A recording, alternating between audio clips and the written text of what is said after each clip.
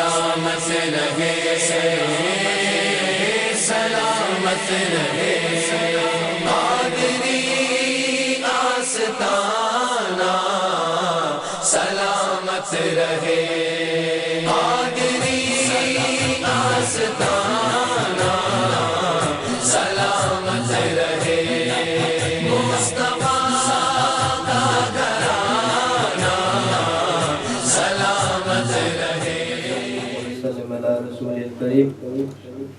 अम्मा बाद फ़ाऊज़ बिल्लाहि मिनश शैतानिर रजीम बिस्मिल्लाहिर रहमानिर रहीम। क़ाल अल्लाहु तबारक फ़ी शानि हबीबिही इन्नल्लाह व मलाइकतहु युसल्लूना अलन नबी या अय्युहल्लज़ीना आमनू सल्लु अलैहि व सल्लिमू Taslima.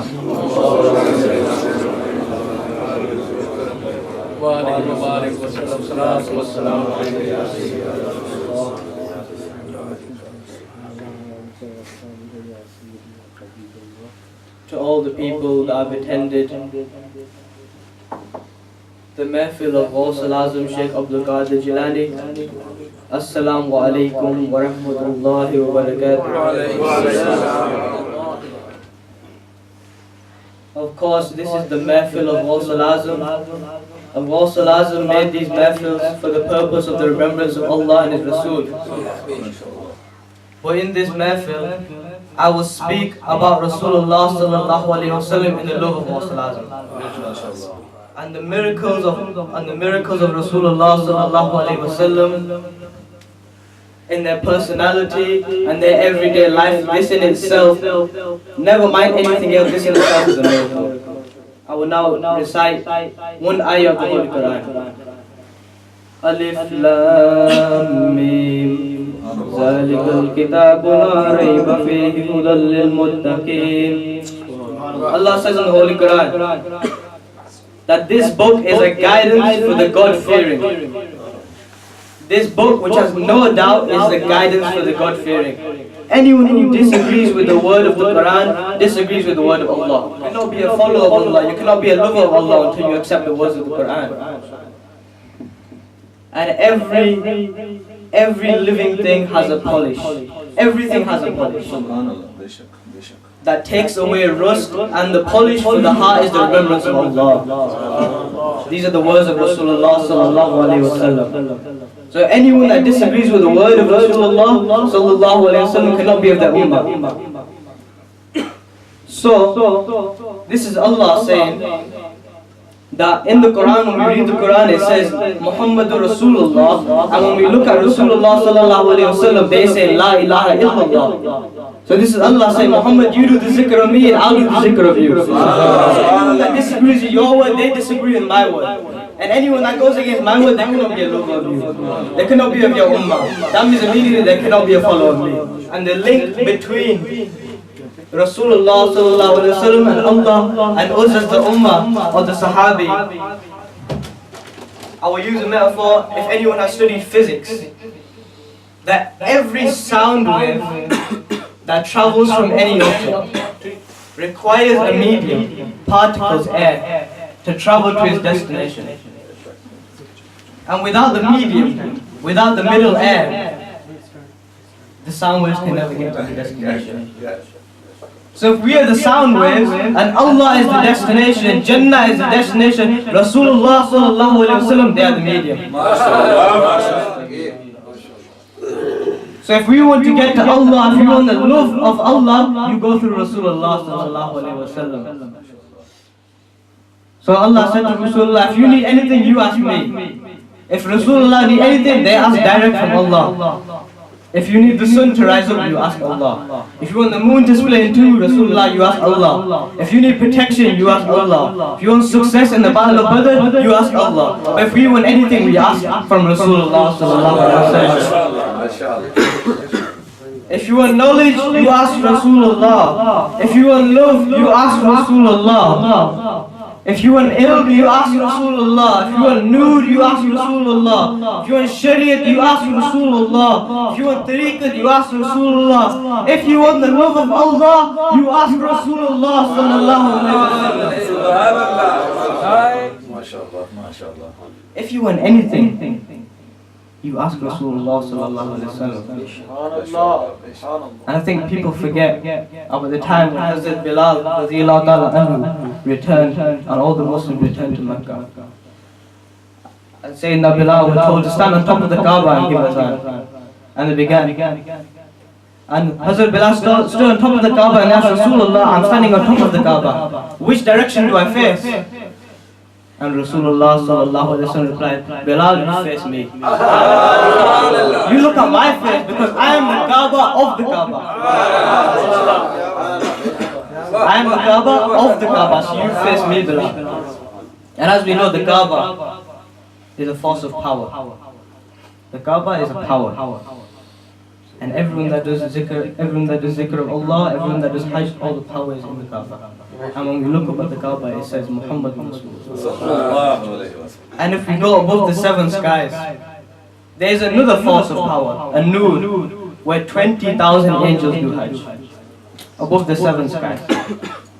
And up there is still written, La ilaha illallah, Muhammad Rasulullah. And if we go above this, there's only one thing, and this is the highest point of the universe. That is the throne of Allah. Only thing that is in this is the throne of Allah. And it doesn't matter what anybody says, we will still continue to call them the Nur that used to create the universe. We will still call them alive, we will still refer to them as alive, we will still send our salams upon them. Because any name besides the name of Allah that is written by the throne of Allah, written by the throne of Allah, no one can disrespect this. Because above the throne of Allah it says, La ilaha illallah, Muhammadun Rasulullah. And wherever the name of Allah is mentioned, the name of His Rasul is mentioned. You cannot say that you love Allah without saying you have love for His Rasul. This is what separates us from any other religion, from the Christians, from the Jews. They say, we have love for God, we have love for La ilaha illallah, that makes me a lover of Allah. I say, no. I am a lover of Allah because I have love for Muhammad Rasulullah. Anywhere that the name of Allah is mentioned, the name of Rasul is mentioned.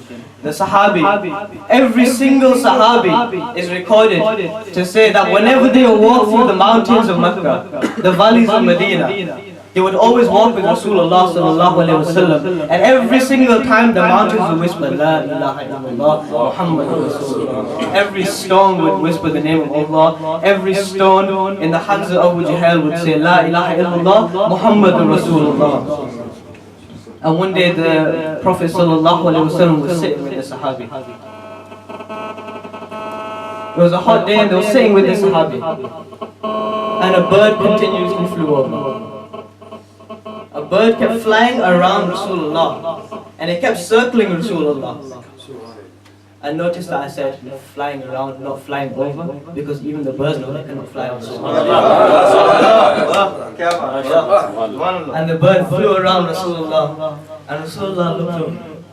A moment later, they looked to the Sahabi and said, anyone that has taken the eggs of this mother bird, please return them. Even the birds remember the name of Rasulullah sallallahu alaihi wasallam. So every bird that remembers the name of Rasulullah remembers the name of Allah. So every bird, every animal, every living soul says La ilaha illallah Muhammadur Rasulullah sallallahu alaihi wasallam. Even the bird asked Rasulullah, can you please ask your Sahabi, ask around for my eggs. These are my eggs, I'm feeling depressed. This is the power of Rasulullah, this is the name of Rasulullah. And even when we always need to send salam upon Rasulullah, many people say that we cannot do this because Rasulullah is dead. But of course this is not true. Rasulullah look upon their ummah every single day. They listen to their salam every single day. Every single minute they are with us right now. They are present with us in this mehfil of Rasulullah, in this mehfil of Ghous and Shaykh Abdul Qadir. One day Rasulullah were in the battle of Uhud. They were standing in the battle and they were fighting. And they stood back, and so some of their Sahabis stood back to protect them. And they were standing there and they began to cry. And the Sahabi asked Rasulullah, why are you crying? He said, because I have the sight Allah has granted me. I can see every single Sahabi in Makkah. And I've just seen 2 of my Sahabi pass away. They began to cry and cry and cry. Then moments later they began to smile. Then the Sahabi asked him, Rasulullah, you were crying a minute ago and now you're smiling. Why? They said, I was crying 2 minutes ago because of my Sahabi, they were passing away. Now I'm smiling because I can see them sitting opposite each other in the gateway of Jannah. Subhanallah. This is the blessed eyes granted by Rasulullah. Granted Rasulullah by Allah. And one final thing I would like to mention is of the blessed birth of Rasulullah sallallahu alaihi wasallam.